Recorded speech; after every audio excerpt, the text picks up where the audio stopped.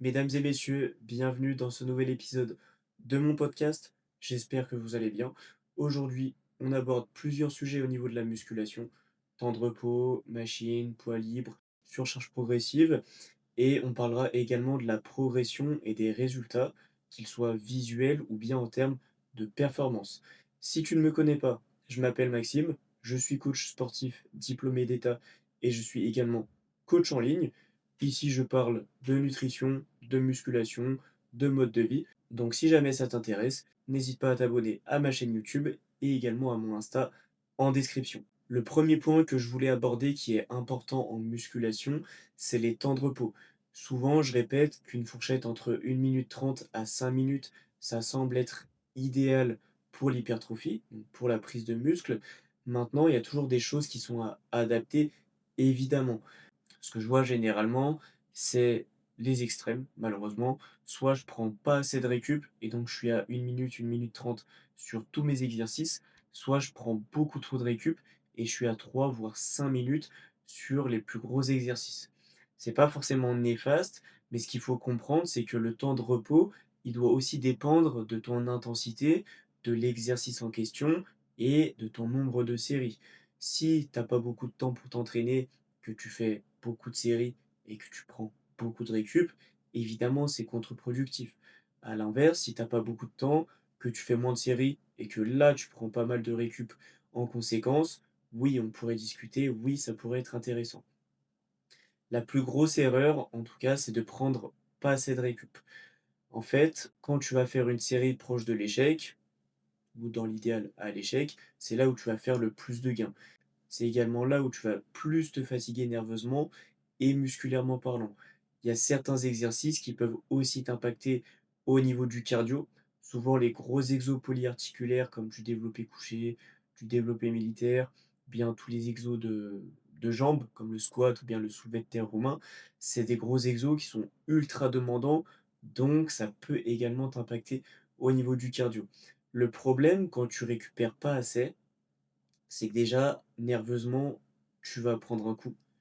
Donc, tu vas avoir une baisse considérable au niveau de tes performances, que ce soit en termes de charge ou en termes de répétition. Et le deuxième point, il est lié évidemment, c'est que tu n'auras pas assez récupéré musculairement parlant. Dans tes muscles, et à chaque fois que tu fais une série, tu vas utiliser de l'ATP. L'ATP, c'est la source principale d'énergie du corps. Et en gros, quand tu vas faire ta série à l'échec, tu vas utiliser tous tes stocks disponibles pour faire ta série. Les temps de repos, pourquoi on conseille de prendre au minimum 1 minute 30, c'est parce qu'en fait, tu aurais 70% de ton ATP qui serait resynthétisé au bout d'1 minute 30. Donc, tu vois, ce serait la petite fourchette, ce serait la tranche basse, on va dire, idéale si tu veux performer un minimum. Maintenant, ça, évidemment, c'est à ajuster si besoin en fonction des exos, parce que un gros exo polyarticulaire, oui, au bout d'1 minute 30, potentiellement, ton ATP serait resynthétisé, donc tu pourrais, en théorie, repartir. Mais évidemment, c'est pas la seule variable à prendre en compte. Tu as aussi ta fatigue nerveuse et ta fatigue cardiovasculaire. D'où le fait de potentiellement prendre plus de récup sur certains exos. À l'inverse, l'autre extrême, c'est de prendre 3 voire 4 voire 5 minutes sur tous les exercices. Ce qui m'est arrivé, hein, honnêtement. Il y a eu une période où, je faisais, moins de volume et du coup, je pouvais me permettre de prendre plus de récup, donc 4 5 minutes. C'était très bien, j'ai progressé comme ça. Est-ce que c'était le plus optimal? Pas forcément. Il y a toujours une fourchette intéressante entre volume, récupération, mais faut pas non plus abuser. Si tu as que 2 séries, que tu prends 5 minutes, tu auras largement récupéré. Mais est-ce que en prenant tes 2 séries, enfin, est-ce qu'en faisant tes 2 séries et en prenant 5 minutes, tu auras plus de gains qu'en faisant 3 séries et en prenant 3 minutes? Et ben malheureusement, je ne pense pas. Donc tu peux potentiellement, toi, ajuster si c'est ton cas. En tout cas, c'est ce que je te conseille. Prendre 3 4 5 minutes de récup sur des exos en unilatéral ou bien des exos monoarticulaires, comme du curl biceps ou des extensions, tu vois, au-dessus de la tête. Malheureusement, dans la plupart des cas, ça servira clairement à rien. Moi, ce que je te conseillerais plutôt, c'est de prendre, bah, du coup, au minimum 1 minute 30, tu vois, sur ce genre d'exo, voire plus, peut-être 2 minutes, 2 minutes 30 en fonction de tes objectifs, de l'exercice en question. Mais prendre plus, ça serait contre-productif et ce serait un peu se tirer une balle dans le pied. Plus tu vas avoir de récup, plus tu vas être tenté d'avoir, tu vois, des petites distractions. Donc, tu vois, tu vas scroller sur ton tel. En fait, tu vas perdre un peu ce focus sur ta séance et sur ton exercice et bah, pendant ton mouvement, tu seras peut-être, moins concentré et tu auras peut-être tendance à faire des erreurs et souvent, il y a une excuse aussi, qu'on aime bien utiliser pour prendre plus de récup, c'est: «Oui, bah, je m'entraîne intensément, donc forcément, il faut que je récupère plus». Oui, certes, mais est-ce que tu penses que tu as vraiment besoin de 3 minutes de récup pour mettre de l'intensité sur un curl ou sur une extension au-dessus de la tête? Malheureusement, je ne pense pas. Quand on regarde l'entraînement de la plupart des gens, ils s'entraînent très loin de l'échec. Ils ne s'entraînent pas intensément. Et donc, en prenant trop de récup, ils se tirent une balle dans le pied. À l'inverse, il y a des gens qui s'entraînent très dur et qui sont pas conscients que prendre plus de récup, ça pourrait être avantageux. Et malheureusement, des fois, la progression, elle est un peu bloquée à cause de ça, parce que du coup, bah, t'as pas le temps de récupérer physiquement, et du coup, bah, tu es obligé de baisser la charge, faire plus de répétitions. Même dans certains cas, on observe un phénomène où, bah, justement, j'ai une baisse de mes performances de semaine en semaine. Et là, c'est le point négatif, c'est que du coup, tu peux plus appliquer correctement ta surcharge progressive. Ça me permet de faire une bonne transition sur, le deuxième point que je voulais aborder. La surcharge progressive, j'ai essayé de redéfinir un petit peu ce que c'est, parce que c'est souvent mal compris. On ne sait pas trop pourquoi on doit l'appliquer, à quoi ça correspond réellement. En fait, c'est super simple. Ce que tu veux, c'est maintenir un stimulus. Quand tu vas à l'échec, tu vas apporter un stimulus à ton corps qui va créer des adaptations et te permettre de prendre de la masse musculaire. La surcharge progressive, en fait, c'est tout simplement te permettre de mesurer ce «stimulus» entre guillemets et de le maintenir sur le long terme. En soi, tu pourrais t'entraîner à l'échec sans rien traquer, donc en faisant des exos différents, en faisant des exos différents, ouais, bah, à chaque séance. Tant que tu vas à l'échec, en soi, c'est optimal.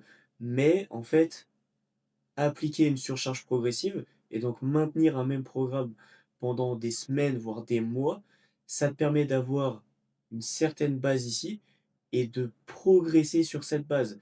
Et donc de voir si ce que tu fais, ça marche réellement. Parce que si tu prends du muscle, tu peux appliquer la surcharge progressive. Au début, les premières semaines de ton programme, enfin, oui, tu vas gagner 10 reps, tu vas gagner du poids, mais en fait, c'est pas forcément lié à une prise de muscle. Ce qui vient souvent lors des premières semaines, même des premières séances, c'est tout simplement des adaptations, bah, au niveau de ton système nerveux et également au niveau de ton système locomoteur. Tu l'as sans doute remarqué, la première fois que tu fais un exercice, bah, tu n'arrives pas forcément à comprendre le mouvement. Par contre, dès la deuxième séance, bah, tu as déjà capté la différence. Tu sais que, hop, faut se placer comme ci, comme ça, faut pousser dans tel sens. Et en fait, ça, c'est tout simplement des adaptations motrices et des adaptations nerveuses. Et sur tes premières semaines de ton programme, tu vas peut-être pouvoir gagner 10, 15 kilos en fonction des exos, mais ça, malheureusement, c'est pas ultra représentatif de la prise de muscle. Parce que la prise de muscle, c'est un processus qui est long et qui se joue vraiment sur le long terme. Par exemple, ton programme, bah, au minimum 8 à 12 semaines, moi c'est ce que je conseille. Au bout de 8 semaines, tu vas peut-être gratter, tu vois, 3, 4 répétitions sur certaines séries, sur certains exos. Et à la fin, tu vas peut-être gagner seulement, tu vois, 2, voire 1 rep par série.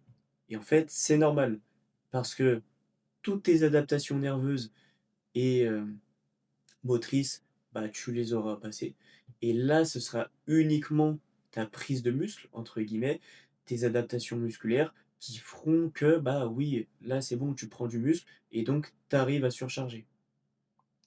Et donc la surcharge progressive, c'est simple, c'est en soi, c'est oui, on va dire que c'est simple.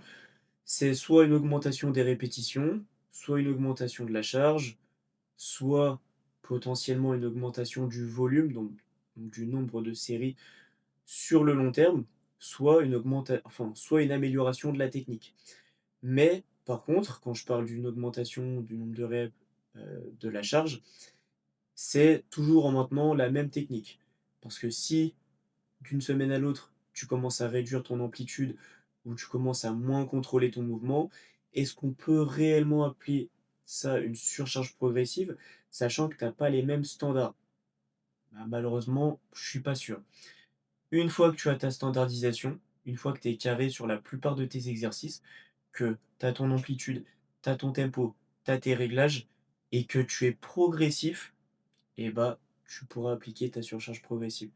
Mais si de semaine en semaine, en fait, tu commences à changer l'amplitude, tu commences à mettre plus lourd, tu commences à compenser un petit peu, tu commences à tricher, et bah, en fait, à la fin de ton programme, tu auras peut-être gagné 20 kilos et tu auras peut-être fait plus de reps, mais en fait, tu auras changé d'exécution et donc d'exercice en soi toutes les semaines. Et donc, ça ne sera pas du tout représentatif de ta progression, tout simplement. Un autre point qui peut être intéressant du coup pour jouer sur la surcharge progressive, c'est utiliser des machines.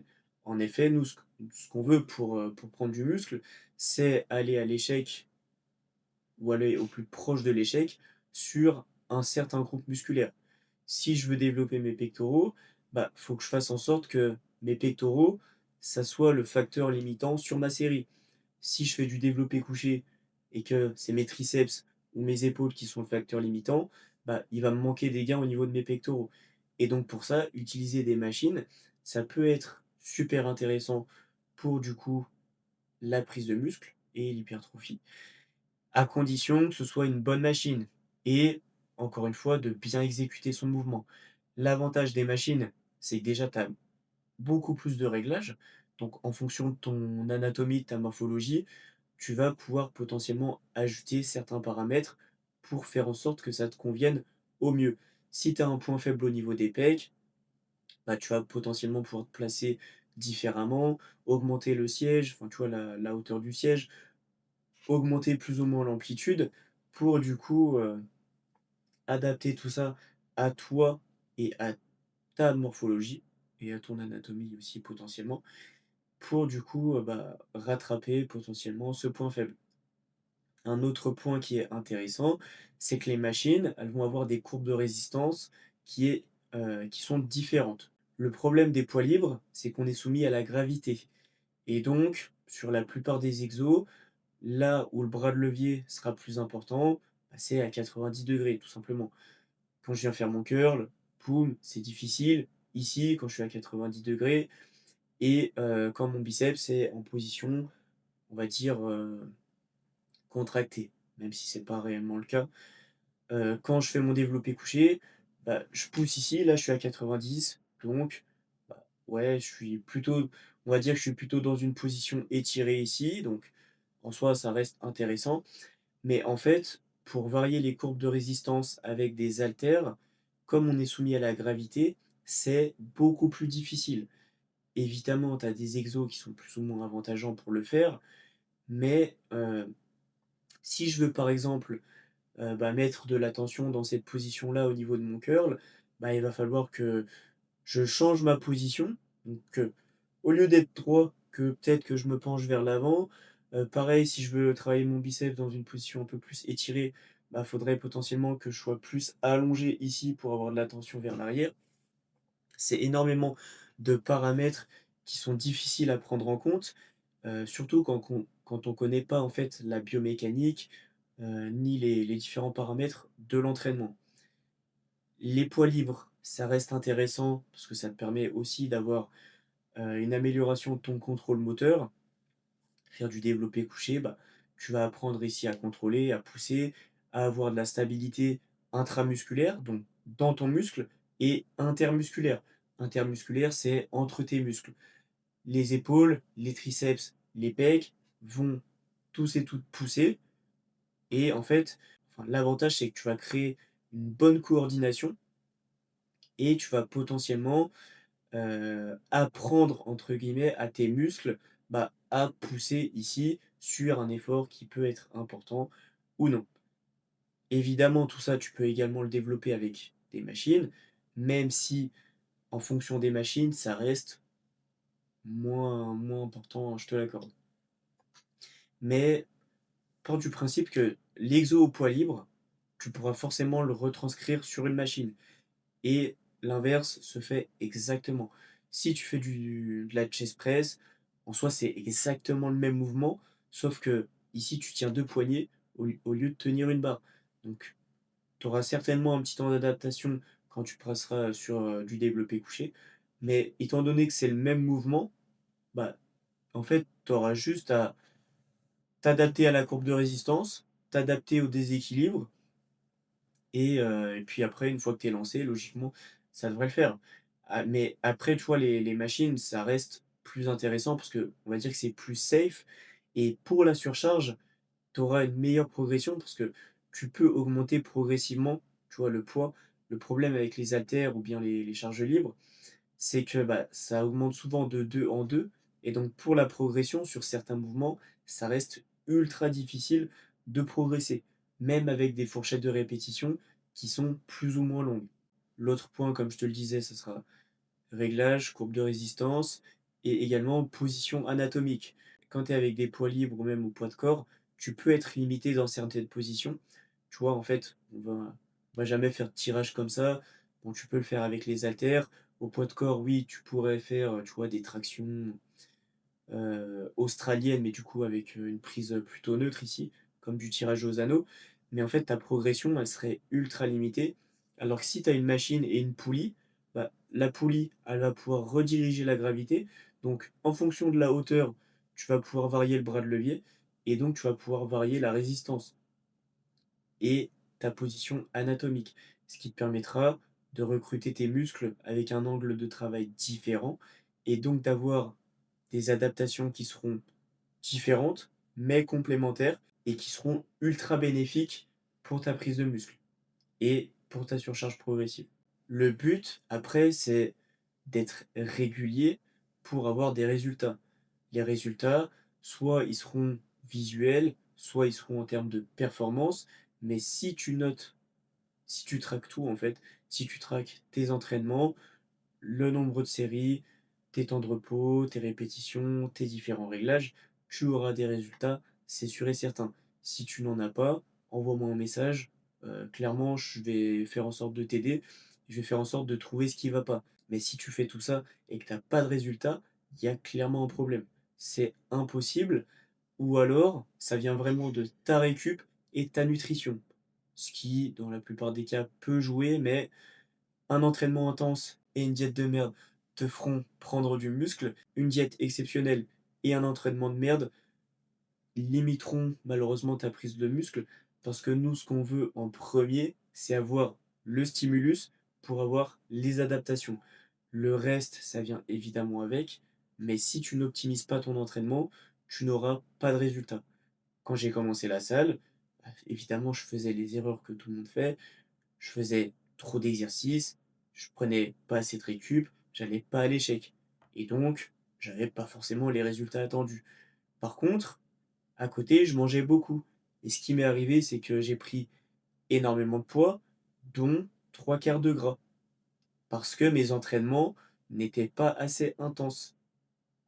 Et là, j'ai passé une année où bah, j'ai mangé en maintien calorique. Je me suis pas cassé la tête parce que c'était pas nécessairement ma priorité.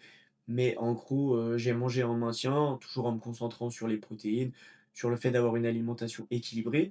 Mais tous mes entraînements étaient intenses.